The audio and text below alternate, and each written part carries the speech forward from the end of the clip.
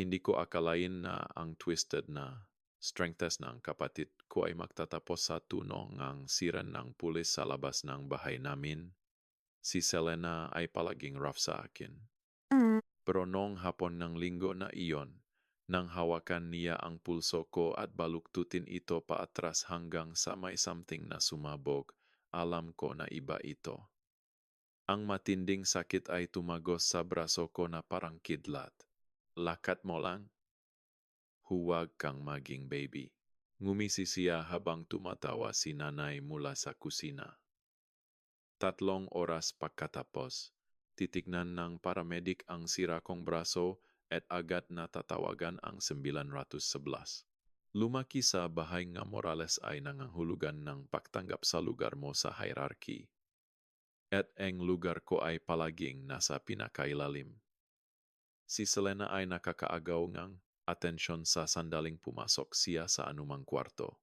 Ang kanyang athletic na katawan at confident na lakat ay nagpapawalang halaga sa lahat ng iba. Sa edad na 30, mayroon pa rin siyang parehong magnetic presence na nagpagawa sa kanya na paborito ng mga magulang namin mula pagkabata. Ang partikular na linggo na iyon ay nagsimula tulad ng maraming iba pa. Ang sikat ng araw ng taglagas ay sumisilip sa mga bintana ng dining room habang inihahanda ko ang mesa para sa aming monthly family dinner. Maingat na inaayos ang magagandang plato ni nanay habang sinusubukang huwag pansinin ang pamilyar na buhol sa sikmura ko. Ang mag-gathering na ito ay naging isang bagay na tinis ko kaysa tinangkilik. Bawat isa ay sumusunod sa predictable na script kung saan ang nga achievement ni Selena ang sentro habang ang sarili kong nga tagumpay ay natutunaw sa background noise. Biglang bumukas ang front door nang walang babala, tipikal nang mapasok ni Selena. Pumasok siya sa dining room na suot ang kanyang CrossFit competition tank top na may mga medalya mula sa kanyang latest event. Tumataginting na parang wind chimes. Ang kanyang ponytail ay umikot ng may practice precision habang ibinaba niya ang gymbag sa antika na upuan na kakapulish ko lang. Ava. Bumaling ang boses niya sa buong bahay. Nagpalika sa akin ng involuntary. Halika, tingnan mo to. Ay, flex niya ang kanyang biceps. Ang mga kalamnan ay gumagalaw sa ilalim ng kanyang sun-bronze na balat. Taon ng intensive training ang nag-sculpt sa katawan niya na parang Greek statue kaysa sa ordinaryong office worker, na hindi niya kailanman pinapabayaan na makalimutan ng sinuman. Nagbigay ako ng mahinang ngiti. Ang uri na naging default response ko sa kanyang mga display ng physical superiority. Impressive yan, Selena. Congratulations sa competition mo. Matatag ang boses ko. Maingat na modulated upang maiwasan ang pag-trigger ng kanyang galit. Impressive. Humagalpak siya. Umikot ang mga mata ng dramatic. Phenomenal to. Hindi mo maintindihan habang nakaupo ka lang sa desk buong araw. Kailan ka huling nakapasok sa gym? Bago ako makasagot, hinawakan niya ang upper arm ko. Madali niyang nalibot ng mga daliri niya ang buong braso ko. Hindi subtle ang comparison. Ang kanyang makapal at muscular na forearm laban sa average build ko. Ito ay laro na nilalaro niya mula nung teenager pa kami. Laging nakakahanap ng bagong paraan upang i-highlight ang physical differences namin. Ramdam mo yan, utos niya. Pinilit na ilagay ang kamay ko sa kanyang bicep at i-flex. Naging bato ang kalamnan sa ilalim ng palad ko. Iyan ang itsurang dedication. Iyan ang ibig sabihin ng pagiging malakas. Inalis ko ang kamay ko. Humakbang palayo patungo sa kusina. Kailangan kong tingnan ang hapunan. Magagalit si nanay kung masunok ang adobo. Laging tumatakbo. Bulong ni Selena ng malakas para marinig ko. Kaya ka palaging pathetic. Sumakit ang salita tulad ng dati. Pathetic. Mahina, sensitive, dramatic. Hindi ganong nagbago ang vocabulary ng kapatid ko para sa akin mula middle school, pero kahit papaano ay patuloy na tumatama ang mga salita ng may surgical precision. Biglang nagbago ang tono ni Selena na nagpalamig sa dugo ko. Ayun na, settle natin to ngayon. Arm wrestling. Ikaw at ako. Selena, sa tingin ko hindi magandang ideya yan. Alam mo naman na hindi ako. Hindi ano? Malakas, matapang. Inilabas niya ang isang dining chair.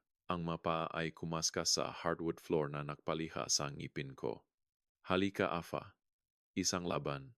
Maliban kung natatakot ka. Nakabitin ang hamon sa hangin sa pagitan namin na parang loaded na baril. Alam kong ang pagtanggi ay magpapalala lang na sitwasyon. Hindi maganda ang pagtanggap ni Selena ng rejection, lalo na kapag nakapag-desisyon na siya. Tumakbo ang isip ko sa posibleng madahilan, pero bawat isa ay mukhang mas mahina kaysa sa nauna. Talagang kailangan kong tingnan ang hapunan. Subukan ko ulit. Itinuro ang kusina kung saan ang amoy nga adobo ay nagbibigay nga legitimate distraction. Mabilis na gumalaw ang kamay ni Selena bago ako makareact. Ang magadaliri niya ay bumalot sa pulso ko sa isang grip na agad na pinutol ang sirkulasyon. Ang lakas, mamga kamay niya ay laging nagugulat sa akin kahit dapat sanay na ako. Hinahawakan niya ako ng ganito mula pakabata. Laging sumusubok, laging itinutulak ang boundaries. Hihintayin ang hapunan, sabi niya ng flat. Hinila ako patungo sa upuan. Umupo ka. Walang puwang para sa argumento ang utos. Natakpuan ko ang sarili ko na itinutulak pababa sa upuan. Ang braso ko ay na-position sa mesa bago ko maproseso kung ano ang nangyayari. Umupo si Selena sa tapat ko. Ang mga mata niya ay kumikinang sa parehong predatory excitement na nakita ko bago ang bawat competition niya. Selena, please, hindi patas to. Alam mo naman na hindi ako. Hindi ano. Hawak niya ang kamay ko. Inihanda ang braso namin para sa laban. Ang palat niya ay parang papel de liha laban sa akin, kalos mula sa taon ng pagbuhat ng weights, hindi man lang subukan. Diyos ko, mas patetik ka pa sa inakala ko, hindi siya naghintay ng sagot. Nang walang babala, sinimulang itulak pababa ang braso ko ng dahan-dahan sa una. Tinatamasa ang inevitable victory. Sinubukan kong labanan, inilagay ang lahat ng lakas ko upang panatilihing upright ang braso ko, pero parang sinusubukan mong pigilan ang hydraulic press gamit ang tissue paper. Halika na, tumaas ang boses ni Selena na may frustration. Subukan mo man lang gawing interesting. Dun nagbago ang lahat. Sa halip na simpleng manalo sa laban, lalong humigpit ang grip ni Selena sa pulso ko ng higit pa sa naranasan ko noon. Hindi na lang niya itinutulak pababa ang braso ko. Binabaluktot niya ito. Iniikot ang pulso ko sa isang anggulo na nagpadala ng warning signal sa buong nervous system ko. Selena, tumigil ka. Masakit to. Lahat masakit sa'yo. Ngumisi siya. Nagdagdag ang pressure. Kailangan mong maging matigas, Afa. Hindi ka tutulungan ng totoong mundo tulad ng inaasahan mo sa lahat. Lalong lumalim ang twist. Ngayon ay baluktot na ang pulso ko sa imposible na anggulo. Sumiklap ang apoy sa forearm ko habang sumisigaw ang tendons at ligaments. Sinubukan kong humila palayo, pero bakal ang grip niya hindi maalis. Nagbaha ang panik sa akin nang ma-realize kong hindi siya tumitigil, hindi siya nagpapahina tulad ng dati pagkatapos magawa ang punto niya. Selena, please. Talagang nasasaktan mo ako. Huwag kang maging baby. Pinilit niyang sabihin sa pagitan ng makakagat ng ngipin. Ang mukha niya ay namumula sa exertion o excitement. Hindi ko masabi kung alin. Gusto mong malaman kung ano ang pakiramdam ng tunay na lakas. Wala to kumpara sa nararanasan ko sa competition. Hinila niya ang braso ko paatras. Biglang binabaluktot ito sa likod ko sa isang fluid motion na nagpapakita ng practice technique. Impossible ang posisyon upang makatakas, sumisigaw ang balikat ko habang patuloy niyang inikot ang braso ko ng lampas sa natural range of motion. Pagkatapos ay dumating ang tuno na magpapahirap sa akin sa loob ng mabuwan. Isang distinct audible crack, parang sanga na nabali sa sobrang bigat. Ang sakit na sumunod ay hindi katulad ng anumang naranasan ko. Isang puting init na pagsabok na kumalat mula sa siko ko patungo sa buong braso. Nagblur ang paningin ko. May mga dark spots na sumasayaw sa gilid habang sinusubukan ng katawan ko na iproseso ang trauma. Pero hindi binitawan ni Selena. Kahit habang sumisigaw ako, kahit habang bumigay ang binti ko at nagsimulang madulas ako mula sa upuan, pinanatili niya ang iron grip na iyon, patuloy na binabaluktot, patuloy na naglalagay ng pressure sa nasirang joint. Huwag kang maging exaggerating, bulong niya sa tainga ko. Bihira lang kita nahawakan. Gumagawa ka lang eksena sa wala tulad ng dati. Ang libreng kamay ko ay kumamot sa mga daliri niya. Despradong sinusubukang basagin ang hawak niya, pero masyado siyang malakas. Umikot ang kwarto sa paligid ko. Tumaas ang nausea sa lalamunan ko habang nagsisimulang mag-set-in ang shock. Sa pamamagitan ng hazing sakit, narinig ko ang yapak na papalapit mula sa kusina. Si Nanay sa wakas ay nag-iimbestiga sa ingay.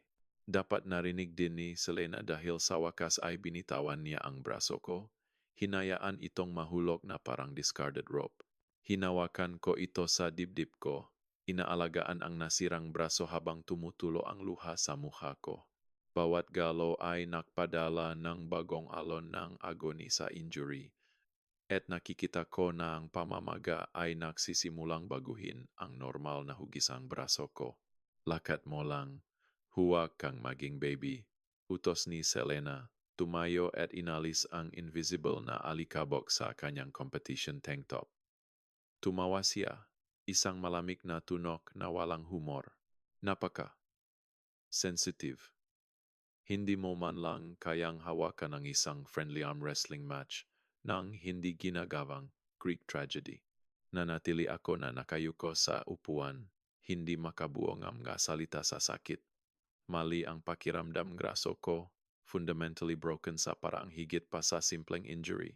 Nang subukan kong galawin ang mga daliri ko, nanatili silang walang galaw, hindi tumutugon sa utos ng utak ko. Ang obserbasyon ay nakpadala ng bagong alon ng panik sa akin, pero si Selena ay lumayo na, dismissing ako ng buo habang papunta siya sa kusina upang batiin si Nanay. Tahimik ang dining room maliban sa haggard na pahinga ko at ang malayong tunog ng boses ni Selena na umikot na ang kwento sa kanyang pabor.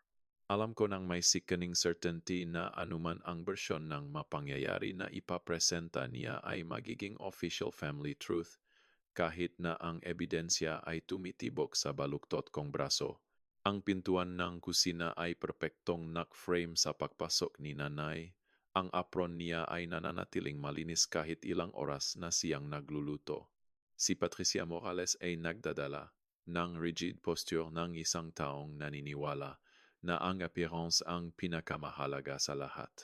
Ang kanyang graying hair ay naka-pullback sa parahong French twist na suot niya sa loob ng 20 taon. Ang mga mata niya ay nag-sweep sa eksena, kinuha ang hunched position ko at ang luhang mukha ng may detached assessment na karaniwang nakalaan para sa spoiled na groceries. Ano tong ingay na to? Itinuro niya ang tanong kay Selena, hindi sa akin pinili na ang source ng impormasyon. Sinubukan kong magtuwid upang ipakita ang injury ko para sa inspeksyon, pero ang galaw ay nakpadala ng kidlat sa braso ko.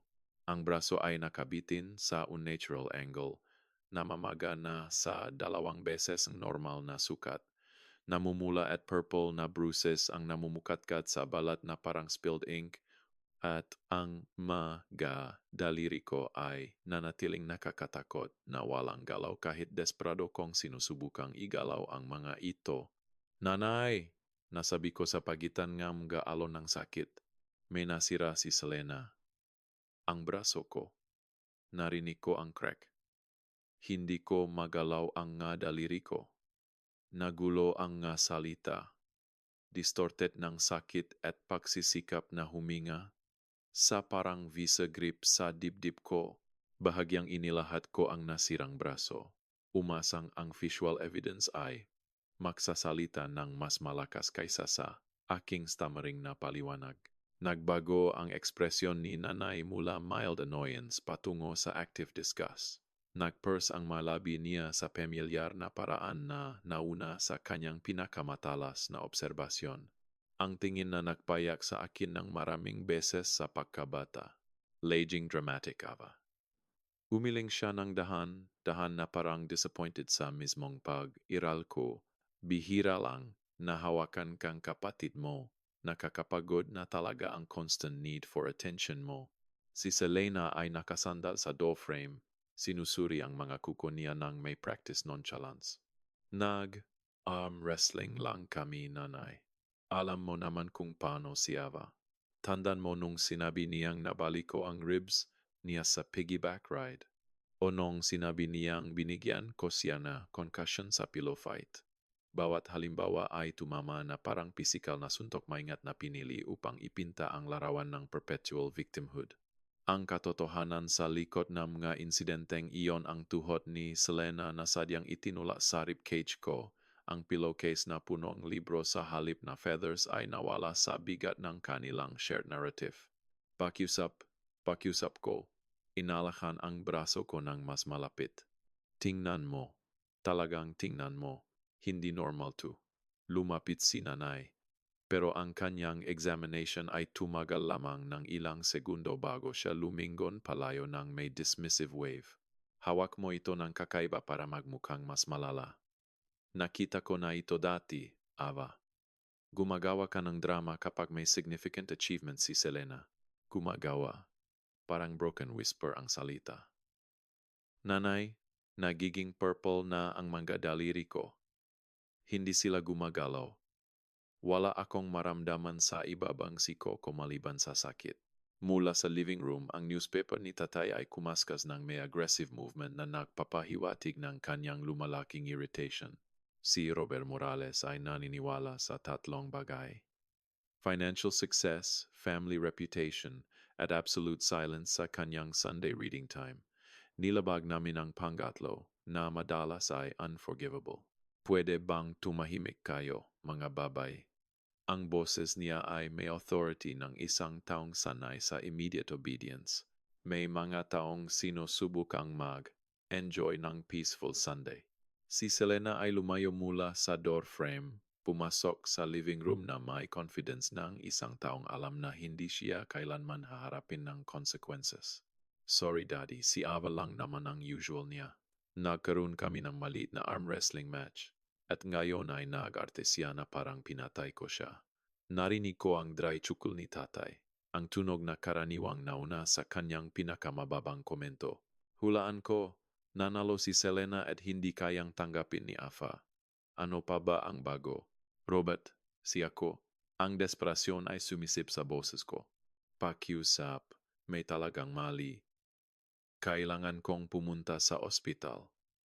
Bahagyang ibinaba ang newspaper upang makita ko ang mamata niya sa ibabaw gray at malamig na parang winter steel. Hospital, alam mo ba kung magkano ang gastos ng emergency room visit? Ang deductible ng insurance natin lang ay kakainin na ang golf budget ko sa buwan na ito. Sa tingin ko nabali niya ang braso ko.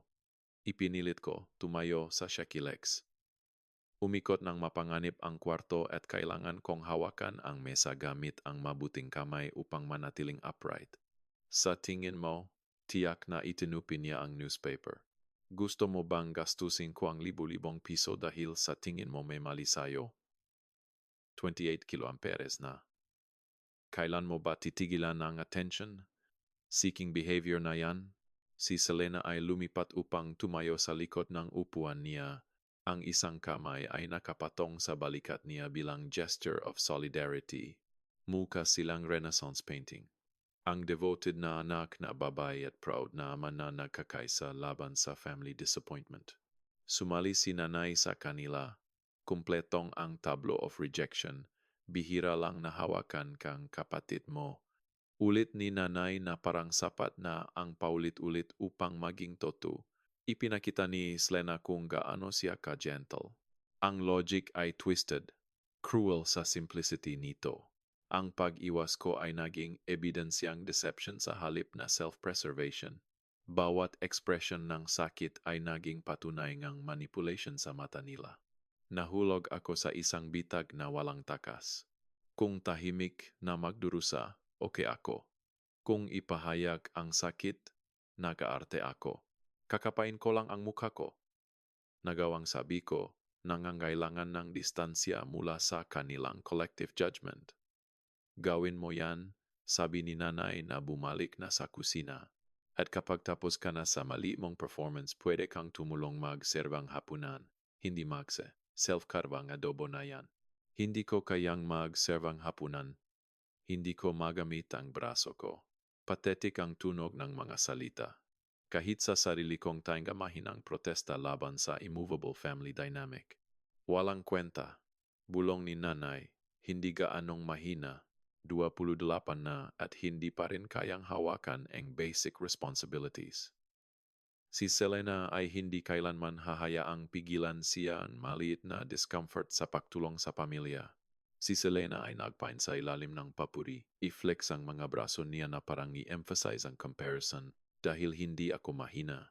Nanay, may ilan sa atin na nakakaunawa na ang buhay ay nangangailangan ng toughness. Si Afa ay kailangan lang tumigil na maging masyadong sensitive sa lahat. Sensitive. Eko ni tatay mula sa upuan niya. Iyan ang laging problema mo, Afa. Hindi pinapansin ng totoong mundo ang feelings mo, naintindihan iyon ni Selena. Siya ay nakpupush sa sakit, naktatrabaho ng husto, nakakamit ng mabagay. Ano ang ginagawa mo maliban sa pagrereklamo? Kumpelto at final ang dismissal. Lumipat na sila si nanay ay bumalik sa pagluluto habang pinag-usapan ang latest fitness achievements ni Selena. Si tatay ay nawala sa likod ng newspaper fortress niya. Si Selena ay nagpahinga sa couch. Nag-scroll sa phone niya at paminsan-minsang tumatawa sa isang bagay sa screen. Nagisa ako sa dining room. Invisible kahit nasugatan. Ang braso ko ay namamaga na sa grotesque proportions. Ang balat ay naka-stretch ng mahigpit at discolored. Nang subukan ko ulit na galawin ang mga daliri ko, nanatili silang walang galaw, walang tugon sa utos ng utak ko. Ang tawang pamilya ay nagmumula sa ibang kwarto. Si Selena ay nakukwento tungkol sa isang miyembrong gym na hindi kayang hawakan ang beginner's workout. Ang delighted response ni nanay ay nagpapakita kung sino ang iniisip niya sa kwentong iyon. Ang occasional chuckle ni tatay ay nagbibigay ng bass note sa kanilang symphony of dismissal. Tiningnan ko ulit ang braso ko, na may clinical detachment na napansin kung paano lalong lumalim ang purple-black discoloration sa paligid ng siko ko. Patuloy ang pamamaga sa relentless expansion nito, at inisip ko ng malayo kung dapat pa talagang magmukhang overstuffed sausage ang mga braso. Nakakatawa, sana ang inisip kung hindi dahil sa continuous waves of pain na nagbabanta na ibagsak ako sa tuhod. Ava, ang matalas na boses ni nanay ay pumutol sa fok ko. Huwag kang tumayo diyan na parang estatwa at maging useful ka. Ilabas mo man lang ang serving dishes. Talaga, ang paraan mong pagmumukmok sa bahay na ito. Ang boses niya ay nawala sa pamilyar na litanya ng kapagkabigo ko. Masyadong sensitive, masyadong mahina, masyadong dramatic, hindi kailanman sapat. Naririnig ko na nang madalas ang mga kritismong ito na naging background noise ang soundtrack sa pagiral ko sa bahay na ito. Pero ngayon, kasama ang sumisigaw na braso ko at ang tumatawa na pamilya ko, may something sa loob ko na sa wakas ay nabasak ng kasing lakas ng buto sa braso ko. Kailangan kong tulong. Tunay na tulong. At hindi ko ito makikita rito sa mga taong dapat ay mahal at protektahan ako. Ang realization ay tumamahalos kasing lakas ng physical pain. Talagang nag-isa ako sa bahay na ito, nasugatan at dismiss ng mataong dapat ay pinakamahalaga. Babalik ako, bulong ko kahit walang nakikinina. Natisot ako patungo sa banyo. Bawat hakbang ay nakpapanginig sa nasirang braso ko kahit sinusubukan kong hawakan itong steady. Sa likod ko, patuloy ang tunog ng family togetherness. Ang malakas na boses ni Selena na nagdo-dominate sa usapan. Ang tinkling laugh ni nanay sa ng pangganay na anak. Ang approving rumble ni tatay. Isang perpektong family Sunday minus ang isang defective component. Isinara ang banyo door ang laikot ko ng may soft click. Pansamantalang isinara ang kanilang nga boses, pero hindi ang echoing cruelty ng kanilang nga salita. Sa harsh fluorescent light, mas lalong masama ang itsura ng braso ko. Isang grotesque parody ng human limb na mamaga at discolored beyond recognition. Binuksan ko ang faucet gamit ang mabuting kamay ko. Hinayaang tumakbo ang malamig na tubig habang sinusubukan kong mag-isip sa sakit. Dapat may magagawa ako, ilang paraan upang mapaindihan sa kanila ang severity ng sitwasyon. Pero habang ang kanilang tawa ay tumagos kahit sa saradong pinto, na-realize ko nang may sinking certainty na ang pag-unawa ay nangangailangan ng empathy at ang partikular na emosyong iyon ay matagal nang nakalaan ng eksklusibo kay Selena sa Morales household.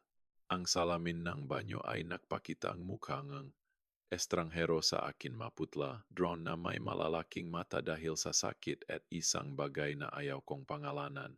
Takot, siguro, o ang unang stirrings ng isang kakilakilabot na pag-unawa tungkol sa lugar ko sa pamilyang ito. Inilagay ko ang nasirang braso sa gilid ng lababo. Sinusubukang bawasan ang patuloy na throbbing pressure na tumataas sa bawat tibok ng puso. Ang mga daliri ko ay nanatiling stubbornly lifeless purple, item, at namamaga na parang overripe fruit. Subukan ko ulit na galawin ang maito, nakpadalang mental comments na walang patutunguhan, parang sumisigaw sa walang laman. Ang disconnect sa pagitan ng utak at katawan ay nakpadala ng bagong panik sa sistema ko, nerve damage. Ang phrase ay bumulong sa isip ko ng may ominous certainty. Magiging okay ka, Ava. Bulong ko sa reflection ko, sinusubukang i-channel ang bonded toughness ni Selena. Kailangan mo lang nga yellow at painkillers. Siguro hindi naman ganito kasama ang itsura. Kahit habang lumalabas ang masalita sa bibig ko, alam kong kasinungalingan ang maiyon. Hindi dapat ganito ang baluktot ng mga braso. Hindi dapat ganito ang kulay ng mga daliri. At hindi dapat tumatawa ang pamilya habang nagdurusa ang isa sa kanila. Pero narito tayo. Binuksan ko ang medicine cabinet nang nanginginig ang mga daliri na hahanap ng anumang makakapagpahina sa sumisigaw na sakit. Ang mga shelf ay may karaniwang koleksyon. Antacids para sa sensitive stomach ni tatay. Ang arsenal ni nanay ng anti-aging creams. Ang workout supplements ni Selena. Sa likod ng isang box ng bandages, natakpuan ko ang isang sinaunang bote ng ibuprofen na expired 2 taon na ang nakalipas.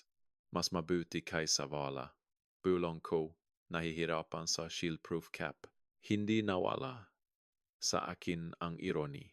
Isang chap na idinisenyo upang protektahan ang mga bata mula sa pinsala sa isang bahay kung saan ang mga matatanda ang nagdudulot nito. May something na lumipad pababa sa sahig ng galawing ko ang bandage box. Isang nakatuping papel, yellowed na ng edad. Yumuko ako ng awkward upang kunin ito. Ang nasirang braso ay nakpadala ng bagong spike ng agony sa galaw. Mukhang opisyal ang papel. Medical letterhead mula sa isang malaking ospital sa Quezon City. Nanginginig ang mabuting kamay ko habang binubuksan ito. Nagpapakita ang discharge papers mula 12 taon na ang nakalipas. Ang pangalan ng pasyente ay nagpatigil sa akin. Ava Morales, edad 16. Diagnosis, fractured radius, 2 cracked ribs, severe bruising, cause of injury. Sabing pasyente ay natumba siya sa hagdan. Pero naalala ko ng perpekto ang araw na iyon. Umuwi si Selena mula sa kolehiyo para sa spring break. Ipinapakita ang kanyang bagong martial arts moves. Ipinakita niya ang isang takedown technique. Paulit-ulit na itinapon ako sa hardwood floor hanggang sa may something sa braso ko na sumuko.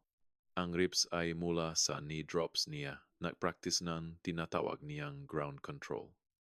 Hindi ako kailanman natumba sa hagdan. Sa likod ng papel na iyon ay isa pa, pagkatapos ay isa pa isang catalog ng mga injuries na sumasaklaw sa mga taon. Bawat isa ay may sariling fabricated explanation. Natumba sa bisikleta, tumama sa pinto, natisot sa gym class, nadula sa shower. Creative fiction na nagtatago ng brutal na realidad. Bawat single injury ay nanggaling sa mga kamay ni Selena. Diyos ko, bulong ko, naupo sa closed toilet seat. Ilang beses, ang mga papeles ay nagpintang malinaw na larawan. Mga emergency room visits bawat ilang buwan sa buong pagkabata at teenage years ko, unti-unting nabawasan lamang ng natutunan kong mas mahusay na itago ang pinsala o kapag ang mga injuries ay hindi sapat na malala upang i-risk ang exposure. Ilang beses na ba akong nagtago ng bruises gamit ang makeup? Ilang sprains na ba ang sarili kong binalot, nagpapanggap na okay ang lahat? Isang matalas na katok sa pinto ang nagpaliha sa akin, nagpakalat sa mga papeles. Afa, ang boses ni Selena, impatient at demanding. Huwag kang magtago diyan na parang baby. Kailangan ni nanay ng tulong sa hapunan at nagiging selfish ka na naman tulad ng dati. Sandali lang. Sigaw ko pabalik. Nag-scramble upang kolektahin ang mga papeles gamit ang isang kamay. Ang nasirang braso ay sumisigaw ngang protesta sa bawat galaw. Nasa loop ka na ang 10 minuto. Ano ang ginagawa mo? Sinusulat ang autobiography mo. Inalok niya ng agresibo ang door handle. Buksan mo ngayon, bago ako makasagot. Lumiko ang handle. Siyempre, matagal nang sira ang lock ng banyo. Isa pang household issue na hindi kailanman nayos. Si Selena ay punong pintuan. Ang presensya niya ay sumisipsip ng lahat ng oksigen sa maliit na espasyo. Agad na natagpuan ng mga mata niya ang scattered papers sa sahig. Ano yang lahat ng yan? Lumapit siya at kusang naksiksik ako pabalik sa dingding. Wala. Nagahanap lang ng pain medication. Sinubukan kong harangan ang tanaw niya. Pero sa isang functioning arm lang, malaking disadvantage ako. Yumuko si Selena, kinuha ang isa sa discharge papers bago ko siya mapigilan. Mabilis na tiningnan ng mga mata niya ito, at isang mabagal na ngiti ang kumalat sa mukha niya, hindi pleasant, kundi predatory. Diyos ko, patetika talaga, sabi niya. Pinagsama-sama ang papel na naging bola. Itinatago mo ang lumang medical records na parang victim trophy collection. Ano ang susunod? Isang scrapbook ng lahat ng supposed injuries mo? Hindi suppose, sabi ko ng mahina. Binasak mo ang braso ko noong 16 ako. Binasa mo ulit ngayon. Patunayan mo. Lumapit siya. Ginamit ang height advantage upang lumaki sa akin. Sige, Afa. Sabihin mo sa kanila kung paano ka binubugbog ng malaking masamang kapatid mo sa loob ng maraming taon. Tingnan natin kung sino ang maniniwala sa successful athlete o sa whiny underachiever na hindi man lang makapag-maintain ng relasyon. Ang reference sa failed engagement ko ay tumama tulad ng inaasahan. Si Selena ang naktiya na matapos iyon. Nakalat ng rumors tungkol sa mental instability ko hanggang sa magdesisyon ang fiancé ko na hindi niya kayang hawakan ang drama. Isa pang buhay na kanyang sinira ng walang consequences. Bakit? Lumabas ang tanong bago ko mapigilan. Ano ba ang ginawa ko upang mapakamuhi mo ako ng ganito? May something na kumislap sa mukha ni Selena, hindi remorse, kundi isang flash ng honesty na mabilis na nasuppress. Umiral ka? Sabi niya nung sample. Ipinanganak ka at biglang hindi na ako sapat. Kailangang hatiin ni nanay at tatay ang atensyon nila. Alam mo ba kung ano ang pakiramdam na maging perfect at kailangan pa ring i-share ang spotlight sa isang taong hindi naman nag-earn nito? Babe pa ako, mahina kong protesta. At pagkatapos ay toddler ka na nakakabasa sa edad na 3. Isang bata na nanalo sa spelling bees ng walang effort. Isang teenager na straight as habang ako ay nakikipaglaban para sa base. Lalong nagmatigas ang boses niya sa bawat salita. Akala mo special ka sa college degree mo at office job mo. Pero narealise ko nang mag-anak kung hindi ka maaring maging pinakamatalino, maging pinakamalakas ka.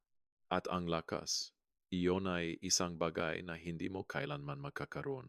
Inabot niya ang nasirang braso ko at lalong naksiksik ako pabalik sa dingding sinusubukang maging parteng pader. Huwag mo akong hawakan please, Selena. Talagang nasaktan ito ngayon. Sa tingin ko may nerve damage. Nerve damage. Tumawa siya. Ang tunog ay umaling-aungaw sa madingding ng banyo. Mula sa maliit na arm wrestling.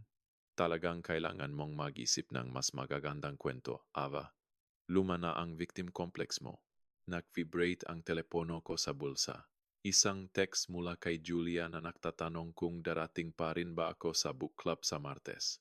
Normal na buhay na nagpapatuloy habang gumuho ang sa akin sa banyo na amoy lavender air freshener ni nanay. Sinubukan kong ilabas ang telepono upang siguro ay tumawag para sa tulong pero masyadong nanginginig ang mabuting kamay ko upang ma-handle ito. Napansin ni Selena ang galaw. Tatawag ka sa isang tao. Sasabihin mo kung gaano kasama ang kapatid mo. Sino naman ang maniniwala sa'yo? Alam ng lahat na ako ang atlet, ang malakas. Ikaw lang naman ang nainggit dahil naktatagumpay ako kung saan ka nabigo. Hindi ako nabigo sa kahit ano. Sabi ko, nagulat sa sarili ko sa firmness ng boses. Ikaw ang sumira sa lahat ng sinubukan ko. Soccer. Binawi mo ang ankle ko sa practice. Piano. Isinara mo ang nga daliri ko sa lid hanggang hindi na ako makapaglaro. Track. Itinulak mo ako sa hagdan sa gabi bago ang regionals. Aksidente, sabi ni Selena ng mayos. Laging clumsy ka. Hanggang ngayon, mukhang ganun pa rin.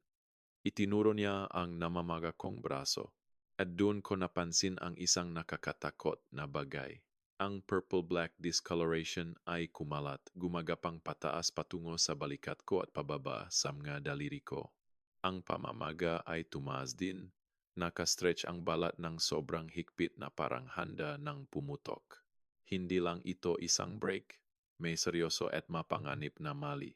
Kailangan ko no ospital. Sabi ko, hindi na alintana ang family dynamics o consequences. Hindi normal to. Tingnan mo, Selena. Talagang tingnan mo. Sa isang sandali, may uncertainty na kumislap sa mga mata niya. Talagang grotesk ang itsura ng braso, kahit sa isang taong sanay sa sports injuries. Pero pagkatapos, ang boses ni nanay ay nagmula sa pintuan, pinupuri ang latest achievement ni Selena sa telepono. At nawala ang sandali. Kailangan mong tumigil na maging drama queen, sabi ni Selena. Pero may mas counting conviction kaysa dati. Lagyan mong yelo at tumigil kang gawing lahat tungkol sa iyo sa isang pagkakataon. Lumiko siya upang umalis pagkatapos ay tumigil sa pintuan. At itapon mo ang makapapeles na yan. Walang hustong making victim, Ava. Walang magliligtas sa iyo. Isinara ng malakas ang pinto sa likod niya. Iniwan ako na nagisa sa sakit ko at ang scattered evidence ng taon ng pang-abuso. Tiningnan ko ulit ang braso ko na may detached horror na napansin na wala na akong maramdaman sa ibaba ng siko maliban sa malalim na burning throb. Kumakalat ang numbness. Gumagapang pataas na parang yelo sa bintana. Muling nag-vibrate ang telepono ko. Si Julia, persistent pa rin. Hey, okay ka ba? Karaniwan kang sumasagot agad. Sinubukan kong mag-type ang response gamit ang isang kamay, pero patuloy na mali ang tinatamaan ng nanginginig kong gadaliri. Pagkatapos ng 3 pagtatangka, nagawa kong isulat. Need help. Parang stark ang 2 salita sa screen, isang admission na hindi ko kailanman nagawa noon. Sa loob ng 28 taon, hindi ako kailanman huminging tulong sa sinuman sa labas ng bahay na ito. Ang family rule ay absolute. Internally namin hinahandle ang mga bagay. Ipinapakita ang perfect facade sa mundo. Pero habang nakaupo ako sa sahig ng banyo na napalibutan ng medical records na nagdodokumento ng taon ng aksidente, Narealize ko na ang grule na iyon ang papatay sa akin kung patuloy kong susundin. Agad ang response ni Julia, nasaan ka? Ano ang mali? Bago ako makasagot, ang boses ni tatay ay umalingaw-ngaw sa buong bahay. Hapunan at Afa, tumigil ka na sa production na ginagawa mo diyan at sumali sa pamilya mo. Pamilya. Mapait ang lasang salita. Ang pamilya ay dapat magprotekta sa isa't isa, mag-alaga sa isa't isa. Ang sa akin ay ginawa akong punching bag at pagkatapos ay sinisi ako dahil dumudugo. Tumayo ako sa unsteady legs. Nahuli ang sarili ko sa salamin ulit. Ang estranghero na nakatingin pabalik ay maputla na parang papel na may pawis sa kahit malamig ang banyo. Ang braso ko ay nakabitin na parang foreign object, namamaga beyond recognition. Hindi ito gagaling sa yellow at wishful thinking. Darating na sigaw ko kahit walang nakikinig na. Pero hindi ako papunta sa dining room. Papunta ako upang iligtas ang sarili ko kahit na nangangahulugan ito ng paglabag sa cardinal rule ng Morales household. Papunta ako upang humingi ng tulong sa isang taong maaring talagang magbigay nito. Ang backdoor ay nagbigay ng escape route na hindi ko kailanman seryosong isinasaalang-alang noon. Bawat hakbang sa kusina ay parang pagtawid sa minefield. Ang puso ko ay tumitibok laban sa ribs ko habang sinusubukan kong gumalaw ng tahimik na lampas sa dining room kung saan tumataas ang maboses ng pamilya ko sa animated conversation. Si Selena ay nakukwento tungkol sa kanyang latest gym conquest. Ang boses niya ay may partikular na note ng cruel satisfaction na nangahulugan na may ibang tao na nahumilyate. Dapat nakita niyo ang mukha niya nang i-correct ko ang form niya.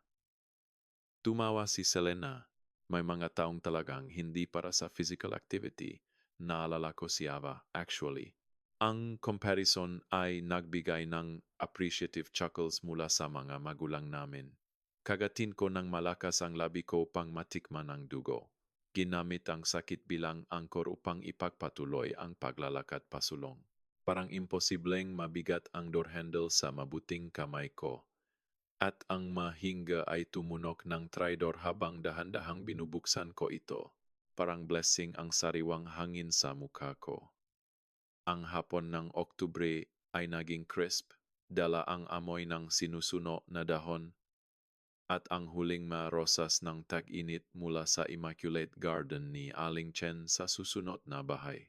Sa edad na 72, mas graceful ang galaw niya kaysa sa kaya ko sa pinakamagandang araw ko, lalong hindi ngayon. Hindi pa ako nakakalayo ng 3 hakbang sa bakuran nang tumama ang vertigo. Umikot ang mundo ng sideways at natagpuan ko ang sarili ko na mahigpit na hawak ang fence post gamit ang mabuting kamay, sinusubukang manatiling upright. May mga black spots na sumasayaw sa gilid ng paningin ko na parang galit na pukyutan.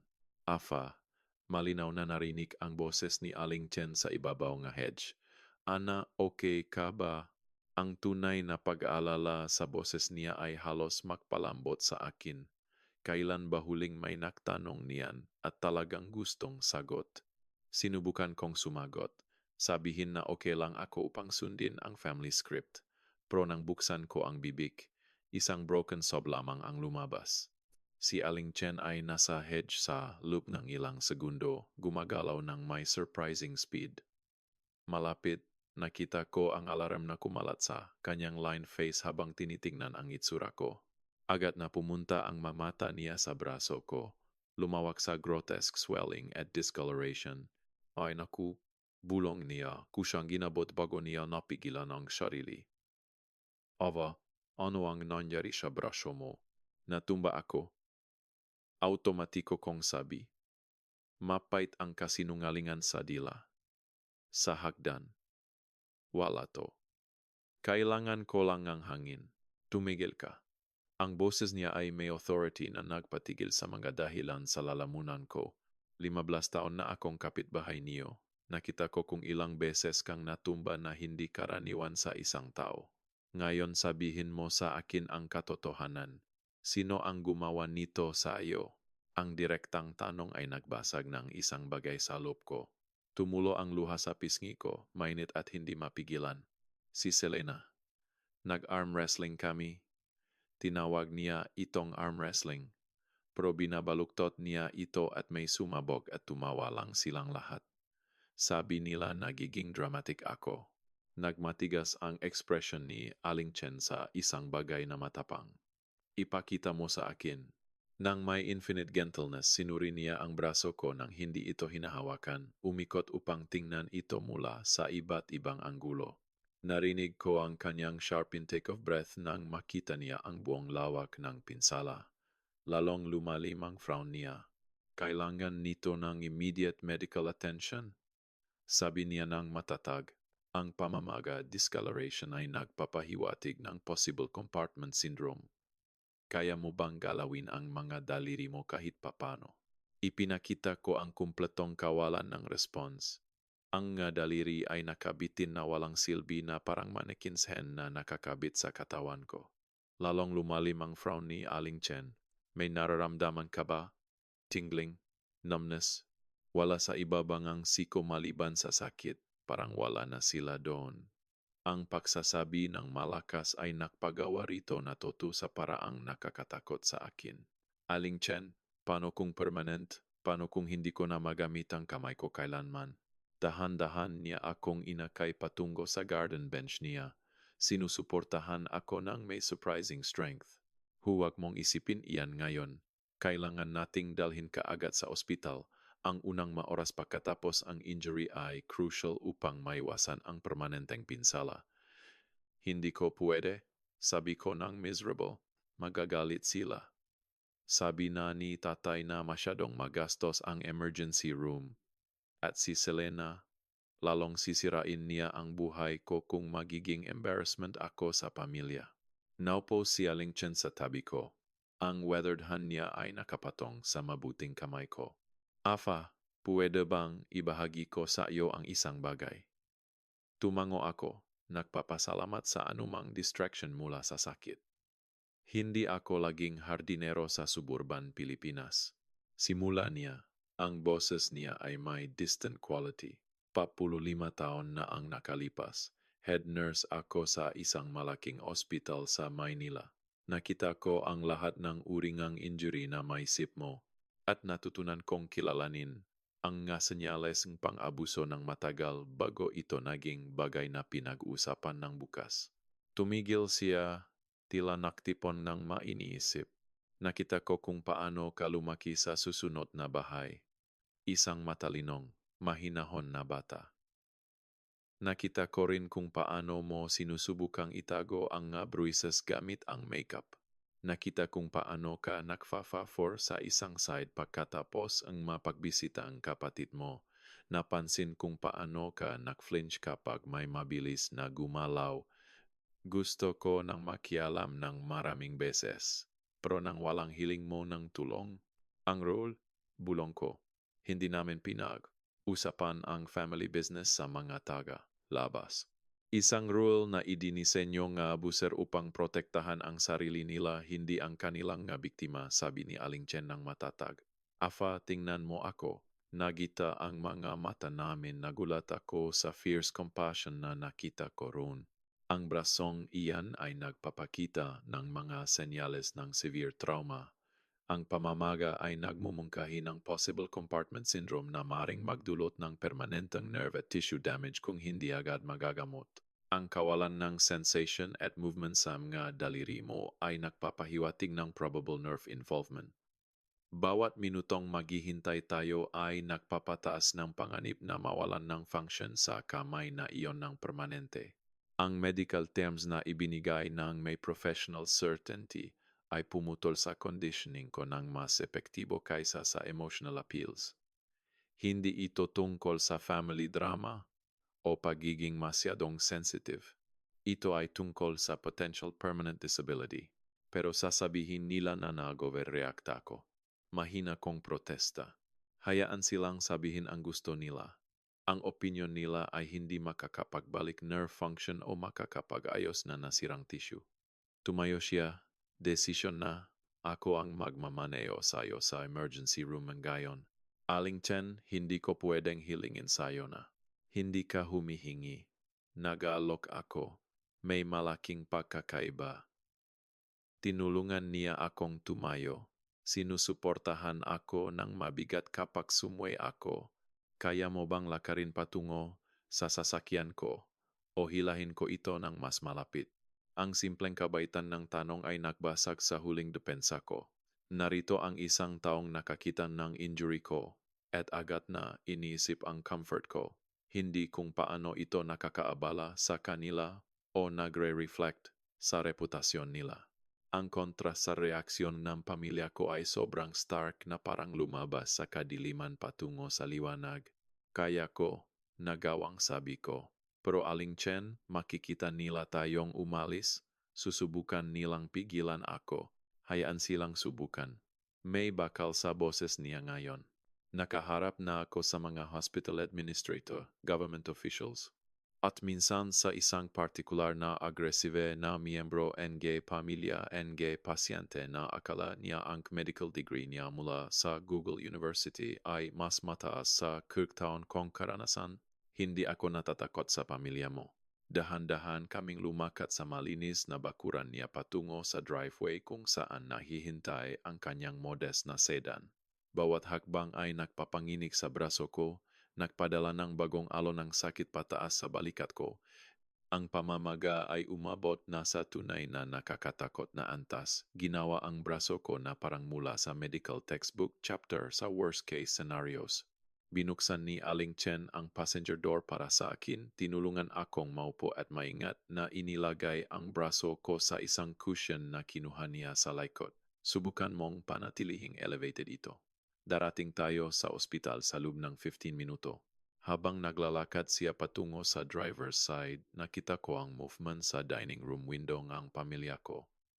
Si Selena ay nakatayo roon, nanonood sa amin ng may narrowed eyes. Nakita ang mga mata namin sa distansya, at ang ekspresyon niya ay nanggako ng retribution para sa betrayal na ito ng family privacy. Napansin din ni Aling Chen. Tumigil siya. Tinugon ang tingin ni Selena ng may sarili niyang tingin.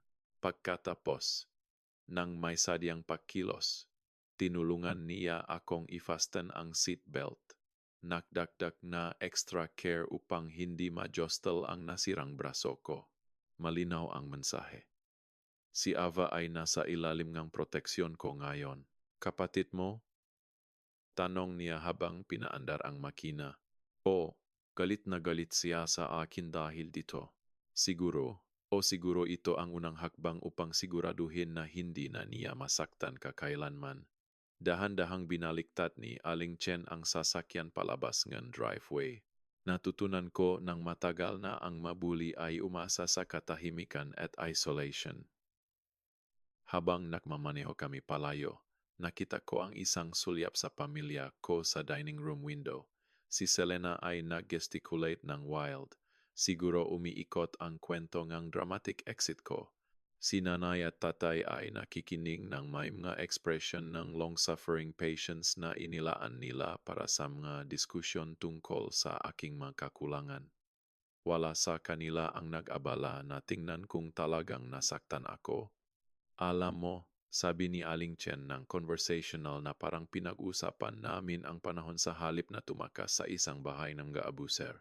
Sa lahat ng taon ko bilang nurse, nakita ko ang libu-libong injuries. Ang accidental ay gumagaling at nawawala, pero ang deliberate ang maginawa ng mga taong dapat ay protektahan ka ngayon ay nagiwan ng mga marka na mas malalim pa sa balat at buto. Iyon ba ang paraan mo ng pagsasabi na hindi ito magiging madali? Iyon ang paraan ko ng pagsasabi na mas malakas ka na sa alam mo. Nangangailangan ng tremendo na tapang ang pagtanggap ng tulong kapag ikaw ay na-condition na magdusa ng tahimik. Sumandal ako sa upuan. Inaalagaan ang walang silbi kong braso at pinapanot ang pamilyar na mga kapitbahayan na dumadaan sa bintana. Bawat blok ay nagdadala sa amin ng mas malayo sa bahay kung saan natutunan kong gawing maliit ang sarili ko, huminging ang tawat sa pag-iral ko, tanggapin ang sakit bilang presyo ng pagiging miyembro ng pamilya. Ang distansya ay parang breathing space, parang posibilidad. Paano kung sila ang tama? Mahina kong tanong. Paano kung nagiging dramatic lang ako? Paano kung hindi naman ganito kasama ang itsura? Lalong humigpit ang mga kamay ni Aling Chen sa manibela.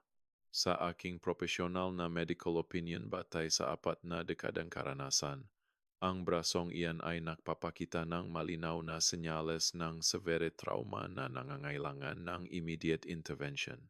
Ang katotohanan na tinatanong mo pa rin ang sarili mong obvious injury ay nagsasabi sa akin kung gaano kalalim ang gaslighting ng pamilya mo sa iyo. Gaslighting. Nabasa ko na ang termino nun, pero hindi kailanman in-apply sa sarili kong buhay. Mukhang masyadong dramatic, masyadong psychological thriller. Pero habang nakaupo ako sa sasakyan ni Aling Chen kasama ang manglet na braso ko na tumitibok at ang dismissive na mga salita ng pamilya ko na umugong sa ulo ko, perpektong tumukma ang label. Galit na galit sila. Bulong ko. Mabuti. Matatag na sagot ni Aling Chen. Ang galit nila ay hindi responsibilidad mo. Ang kalusugan mo, ang responsibilidad mo.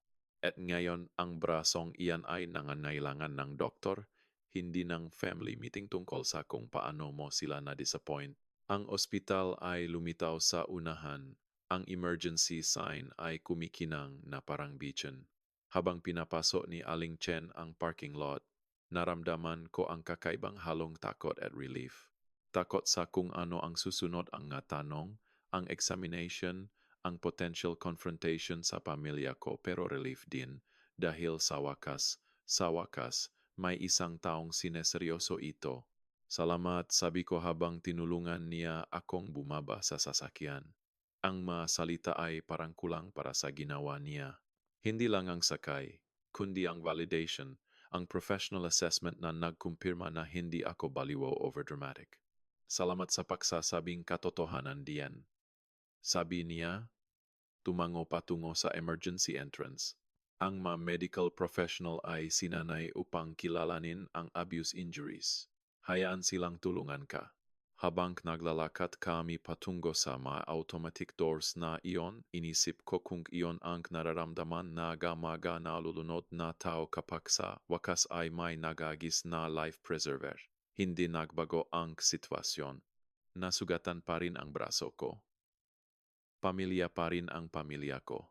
Pero sa unang pagkakataon sa 28 taon, hindi ko ito haharapin ng mag-isa. At iyon, higit sa lahat, ang nagbigay sa akin ng paniniwala na mari kong talagang mabuhay rito. Ang assault sa senses ng emergency room ay dumating sa mga alon. Harsh fluorescent lights na nagpapayak sa mga mata ko.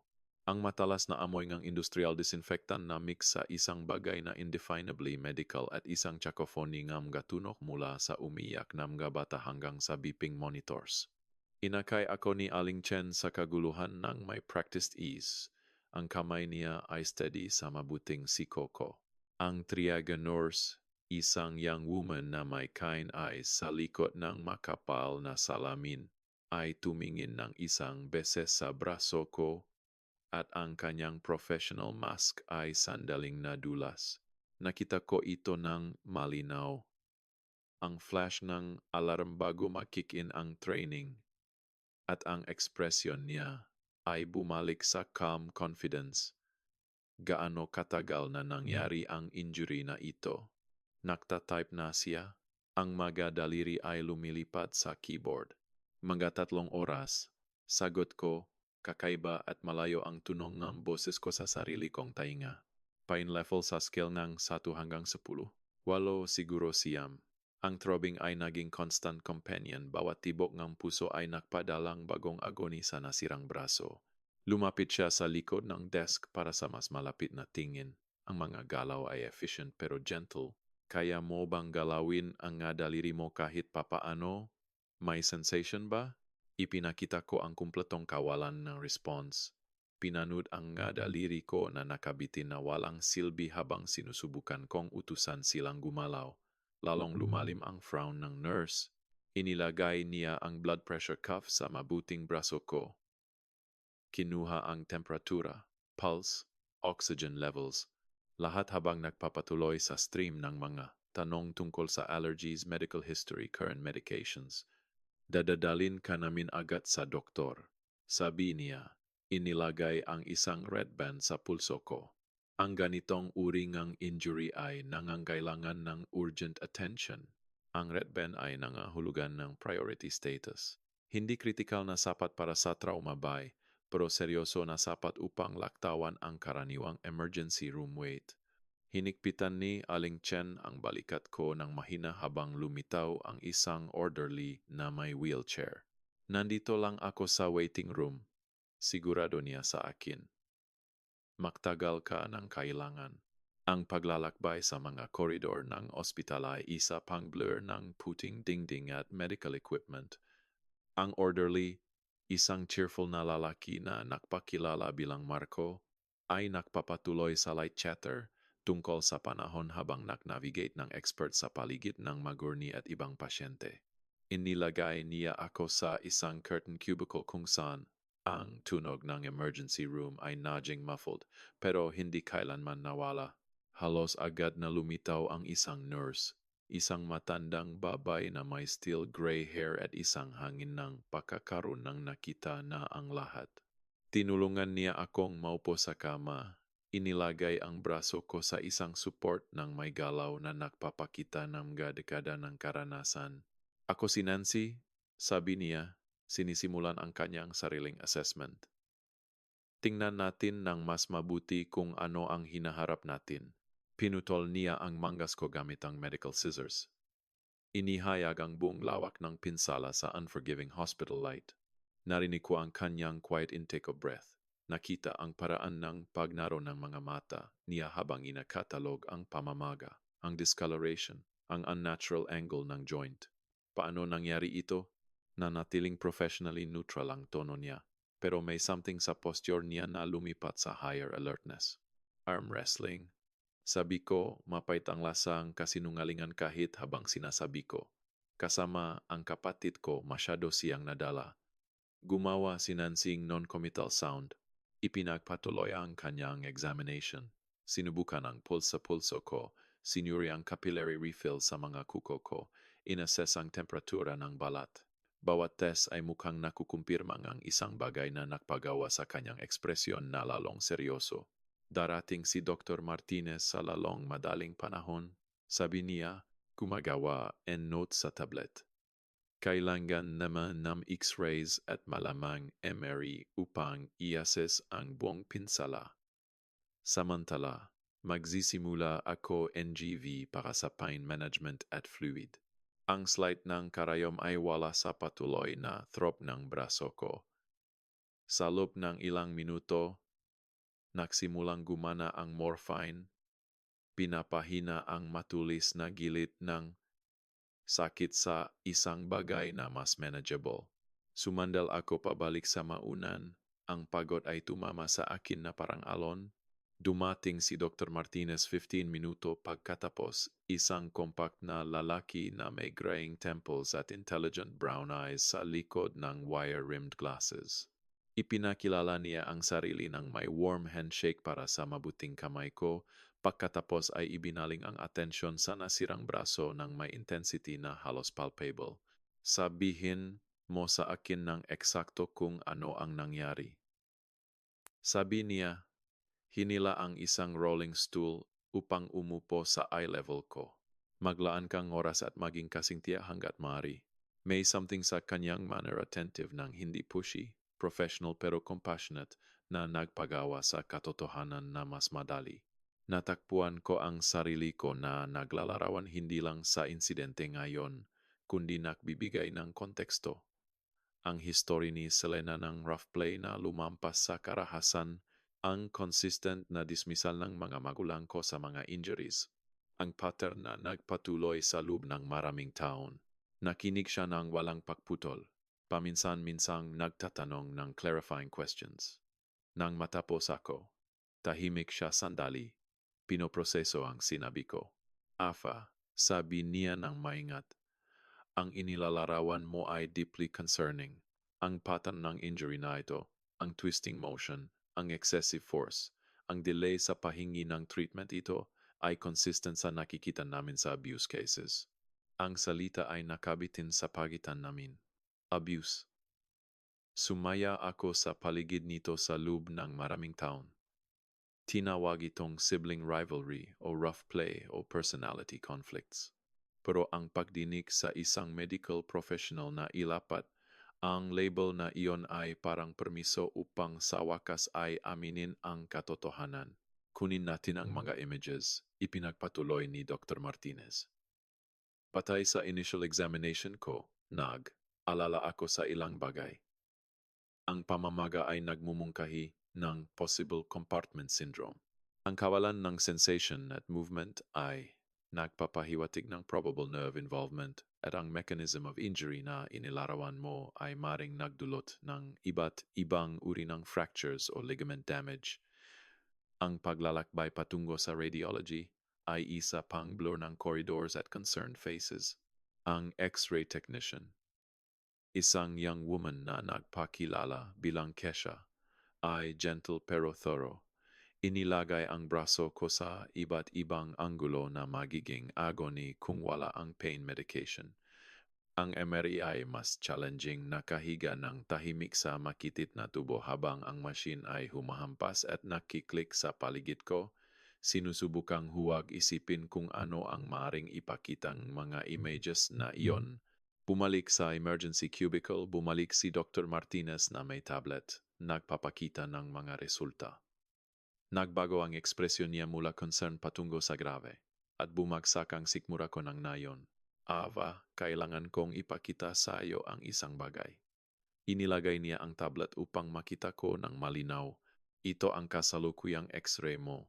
Makikita mo rito at rito kung saan nabali ang buto, pero hindi iyon ang pinaka nag-aalala sa akin. Ay swipe niya patungo sa isa pang image. Ito ay stress fractures, partially healed. At dito, ebidensya ng nakaraang break na hindi gumaling ng mayos.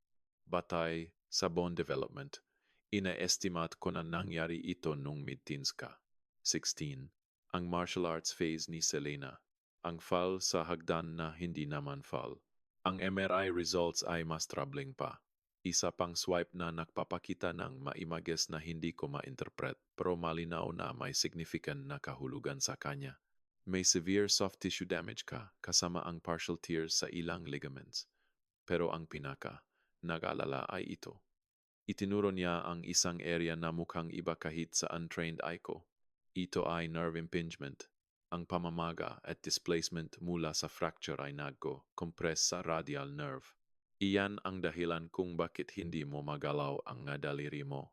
Kung hindi natin ito ayusin ng mabilis, maaring maging permanent ang pinsala. Permanent, parang bulong ang salita. Bawat oras ay nagpapataas ng panganib.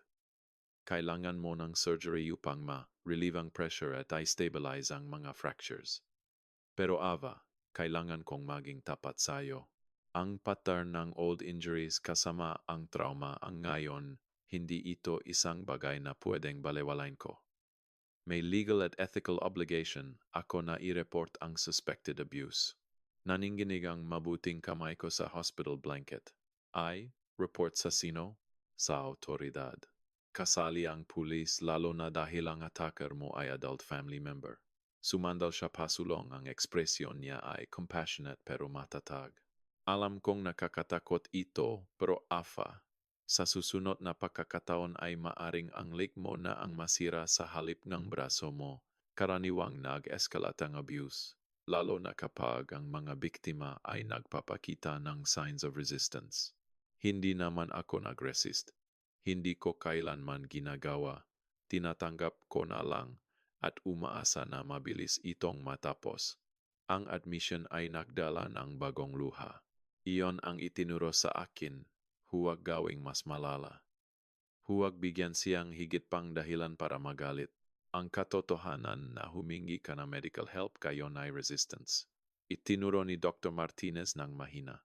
At batay sa sinabi mo sa akin, hindi maganda ang reaksyon na kapatid mo. Tama ba ako? Naisip ko ang muha ni Selena sa bintana, ang pangakong retribution sa mga mata niya. Galit na galit siya. Galit na galit silang lahat. Family business ay nananatili sa pamilya. Iyan mismo ang inasahan ng mga abuser, silence at isolation. Inilabas niya ang isa pang image sa tablet, isang timeline ng injuries batay sa healing pattern sa mga buto ko. Eva, ayon sa mga images na ito, sistematikong naabuso ka sa loob ng hindi bababa sa 15 taon. Hindi ito sibling rivalry o rough play. Ito ay criminal assault na paulit-ulit sa loob ng mga taon. Isang katok sa kurtina ang nag-interrupt sa amin. Pumasok si Nancy kasama ang isa pang babae matangkad. Athletic build, dark hair na naka-pullback sa practical ponytail. Nakasuot siya ng paramedic uniform at nagdadala ng quiet authority. Ito si Jennifer, ipinaliwanag ni Nancy. Siya ang magdadala sa'yo patas sa surgery sa lalong madaling panahon. Gusto ni Dr. Martinez na assess niya ang neurological function mo bago ang transport. Lumapit si Jennifer nang may professional smile na hindi lubusang naitago ang concern sa mga mata niya. Malinaw na na-brief siya tungkol sa sitwasyon ko. Ang kanyang examination ay thorough. Sinubukan ang reflexes na hindi tumutugon. Inassess ang sensation na wala. Inidokumento ang lawak ng pamamaga na patuloy na nagpapatuloy sa relentless progression nito. Paano ka? Tanong niya, pero hindi sa perfunctory na paraan ng isang taong nag-usap lang. Mukhang tunay na interesado siya sa sagot. Natatakot. Amin ko. Mabilis na nangyayari ang lahat. Kaninang umaga ay inaayos ko lang ang mesa para sa linggo na hapunan at ngayon. Ngayon ay nakakakuha kang tulong na dapat ay natanggap mo na noon pa. Tapos ni Jennifer ng mahina. Hinila niya ang upuan. Naupo na parang may buong oras sa mundo kahit abala ang emergency room sa paligid namin. Puwede bang ibahagi ko sa iyo ang isang bagay? Tumango ako, nagpapasalamat sa anumang distraction mula sa mga implikasyon ng mga natuklasan ni Dr. Martinez. Inilabas ni Jennifer ang telepono niya. I swipe patungo sa litrato ang dalawang young women na tumatawa sa isang beach. Mukha silang makakapatid. Parehong may parehong dark hair at infectious smiles. Ako at ang kapatid kong si Melissa 5 taon na ang nakalipas. Huling litrato na kinunan namin ng makasama. May something sa tono niya na nagpalakas sa dibdib ko. Ano ang nangyari? Pareho ang nangyayari sa iyo. Maliban na si Melissa ay hindi na nakarating sa ospital, patuloy siyang gumawa ng dahilan para sa asawa niya. Patuloy na naniniwala na magiging mas mabuti kung susubukan niyang mas mahusay, magmahal ng higit pa, magreklamo ng kaunti. Nanatiling steady ang boses ni Jennifer pero ang mga knuckles niya ay puti kung saan hinigpitan niya ang telepono.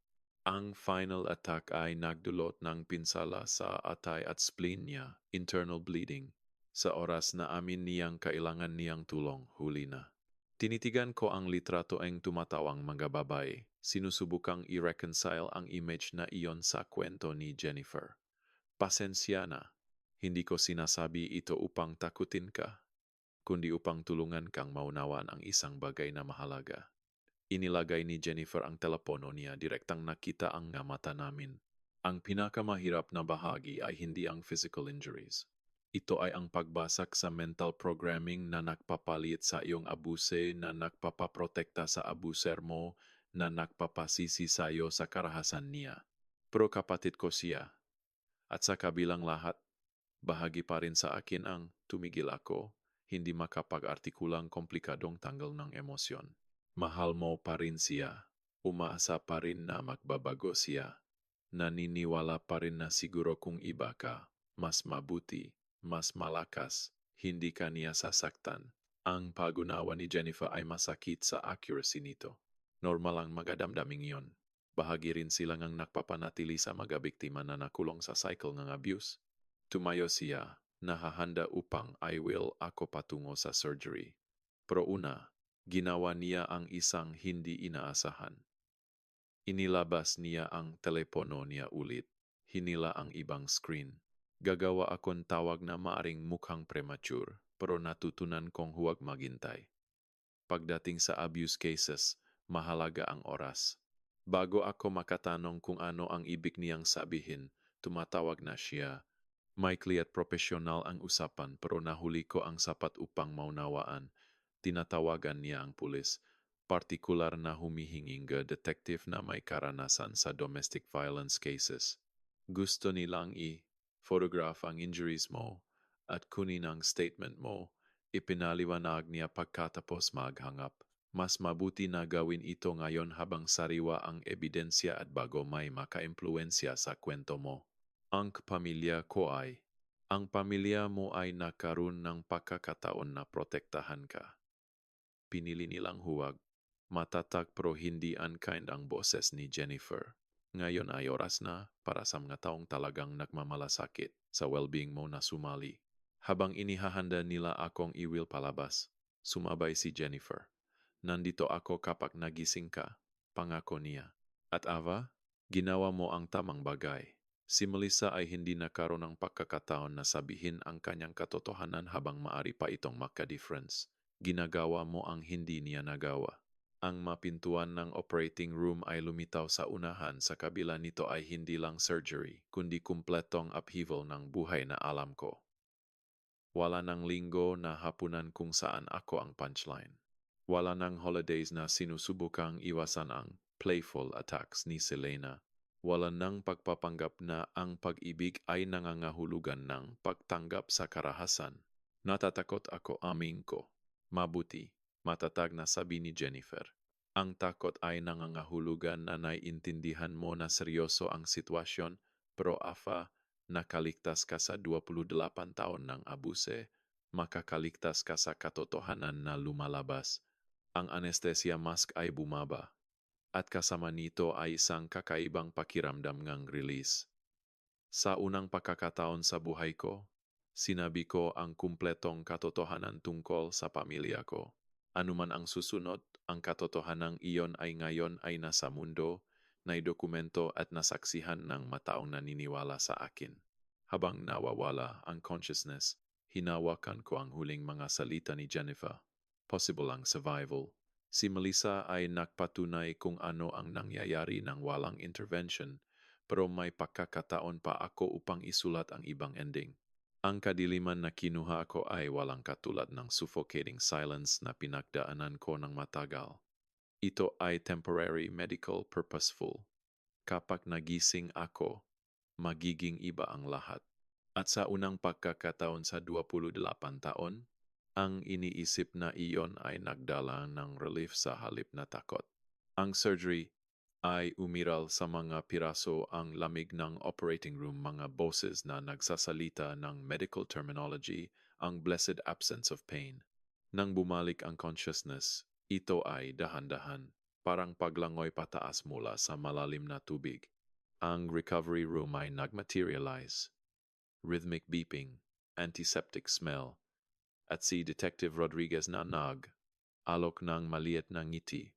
Ang braso ko ay nakahiga na immobilized sa isang complex arrangement ng pins at external fixation devices.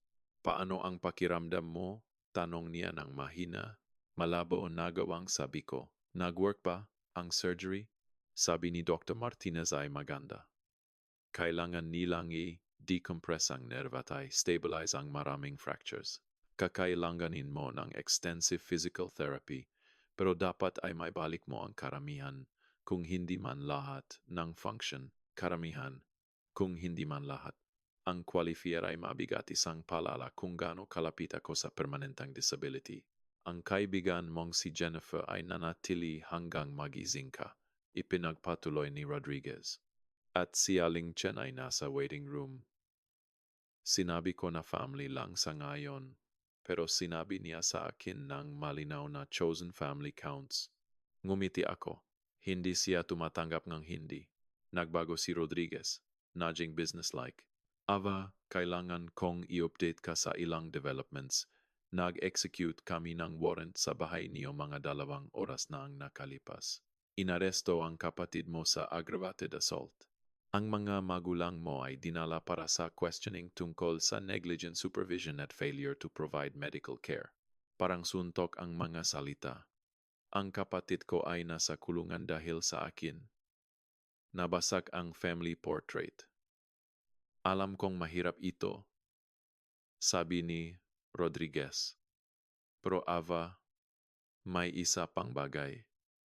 Inilabas niya ang tablet niya. Kusang loob na pumunta ang pinsan mong si Emma sa station. Nagdala siyang external hard drives na naglalaman ng dose-dose ng videos na sumasaklaw sa nakaraang 2 taon. Ang screen ay nagpapakita ng dining room namin. May videos siyan maraming insidente, ipinagpatuloy ni Rodriguez, kasama ang assault kahapon, ang forced arm wrestling, ang pagbaluktot, ang crack ng buto mo, ang tawa ng mga magulang mo habang nakikiusap ka ng tulong, lahat ay naroon sa high definition. Si Emma ang gumawa niyan, maliit ang tunog ng boses ko. Ang tahimik, studios na pinsan ko ay nakolektang ebidensya, naghihintay ang tamang oras. Ang reaksyon kapatid mo ay instructive, dagdag ni Rodriguez. Sa una ay tumawa siya, pagkatapos ay naging agresibo. Kahit sinubukan niyang atakehin ang isa sa mga opisyal ko, mukhang tunay na nagulat siya na ang kanyang intimidation tactics ay hindi gumana sa trained law enforcement. At ang mga magulang ko, agad na umiyak si nanay tungkol sa family reputation. Nag-threat si tatay na sasakdalin ang lahat. Sabi ni Selena na sinusubukan niyang gawing matigas ka. Sabi ni tatay na mga babae lang naman, hindi namin akalain na seryoso. Pumasok ang isang babae na may rumpled suit, si Ate Janet de la Cruz mula sa prosecutor's office. Ava, gusto kong mahing diretso. Ito ang isa sa pinakamalinaw na abuse cases na nakita ko. Pero kailangan kong malaman, handa ka bang mag-testify? Ang pag-testify ay nangangahulugan ng paharap kay Selena sa korte, pagtingin sa mga mata ng mga magulang ko. Hindi ko alam kung sapat ang lakas ko, amin ko. Inilabas ni Janet ang telepono niya. Ito ay dumating isang oras na ang nakalipas. May managsasalita na. Isang email mula sa high school classmate ni Selena. Nakita ko siyang nasaktan ang kapatid niya ng maraming beses. Kung kailangan niyo ng witnesses, magte-testify ako. May 12 pa na katulad nito, sabi ni Janet. Mga guro, kapitbahay, kaibigan, mga taong nakakita kung ano ang nangyayari pero hindi alam kung paano makialam ng walang cooperation mo. Ang pagsasalita mo ay nagbigay sa kanilang permiso upang ibahagi. Tiningnan ko ang mga email. Lahat ng mga taong ito ay nakakita. Ang abuse ay umunlad sa katahimikan at isolasyon, sabi ni Rodriguez. Ano ang kasali sa testify? Kailangan mong ilarawan ang pattern ng abuse. Hindi ito madali, susubukan ng defense na paliitin ito. Aatakehin ang credibility mo. Pero Ava, may suporta ka. Pagkatapos nilang umalis, nakahiga ako sa medicated haze. Ang telepono ko ay nagpapakitang dose-dose ng messages. Mga kaibigan, dating kaklase, kahit isang unknown number mula sa gym ni Selena. Tinerminate na namin ang membership at employment ni Selena Morales. Hindi ka lang ang taong nasaktan niya. Pero ang isang message mula kay nanay ang tumayo. Paano mo nagawa ito sa pamilya natin? Sinira mo kami. Tinitigan ko ito. Tama si nanay. Sinira ko ang isang bagay, ang fasadeng perpektong Morales family. Pero sa ilalim ngang ngarabal na iyon, ang katotohanan at suporta ay lumilitaw. Dumating si Dr. Martinez para sa rounds. Perpekto ang nerve decompression. Kung sinunod mo ang payo ng pamilya mo na lakad mo lang, maaring mawalan ka ng paggamit sa kamay mo ng tuluyan. O mas malala, ang extreme compartment syndrome ay maring magdulot ng kidney failure o kamatayan. Ang pagiging matigas ni Selena ay maring pumatay sa akin. Hindi ko nararamdaman na malakas. Bulong ko. Parang binibenta ko ang pamilya ko. Hindi mo sila binibenta, sabi niya. Hinahawakan mo sila sa pananagutan para sa pagbebenta nila sayo. Ang pahilom ay hindi lang tungkol sa braso ko. Ito ay tungkol sa pagbasag sa cycle. Si Emma ay nagbasag nito sa pamamagitan ng pag-record. Si Aling Chen ay nagbasag nito sa pamamagitan ng pagkilos. Si Jennifer ay nagbasag nito sa pamamagitan ng pag-intervene. At ngayon, ako ay nagbasag nito sa pamamagitan ng tatlong simpleng salita. Kailangan kong tulong. Ang hospital room ay parang safe. Sa unang pagkakataon sa 28 taon, pwede kong isara ang mga mata ko nang hindi iniisip kung kailan darating ang susunod na atake. Ang dalakang natutong ay dislokata ang sariling balikat ay sa wakas ay ligtas na. 2 linggo pagkatapos, tinanggal ang external pins. Magandang progreso, sabi ni Dr. Martinez. Pero ang mabuto mo ay nakukwento ng sistematikong pang-abuso na sumasaklaw sa mga dekada. Magte-testify ako tungkol doon. Si Mark Chen, ang pamangkin ni Aling Chen, ang physical therapist ko. Natagpuan niya ang chronic shoulder instability mula sa aking voluntary dislocations. Ang katawan mo ay literal na reform sa sarili upang umangkop sa karahasan ni Selena, sabi niya. Ito ay medical evidence ang long-term abuse adaptation, lalong lumakas ang legal battle. Sinubukan ngang abogado ni Selena na i-exclude ang mga video pero nabigo. Naktipon ng mga protesters mula sa gym ni Selena sa labas ng opisina ko, tinatawag akong sinungaling. Pero ang mga buto ko ay hindi nagsisinungaling. Ang x-rays ay walang pakialam sa family loyalty. Ang trial ay isang gauntlet. Si nanay at tatay ay nag-testify para kay Selena, tinawag akong mahina at mahina ang loob. Pero pagkatapos ay na-play ang video. Nakaupo ang courtroom sa horror habang pinanood si Selena na baluktutin ang braso ko habang tumatawa ang mga magulang ko. Sa wakas ay nabasag ang mas ni Selena sa stand. Kailangan niyang matutong huwag maging mahina. Sigaw niya. Tinutulungan ko siya. Ang hatol ng jury ay mabilis. Guilty sa lahat ng charges. Si Judge Santos ay matigas sa sentencing. Maraming tao ang nagdurusa sa childhood abuse nang hindi naging abuser. May choices ka. Pinili mo ang karahasan. 8 taon sa state prison. Tiningnan ako ni Selena, maliit at nalilito sa unang pagkakataon. Akala ko tinutulungan kita. Bulong niya. Ang pag-ibig ay hindi nababasag ang buto, Selena, sagot ko. Umaasa ako na balang araw ay matututuhan mo ang pagkakaiba.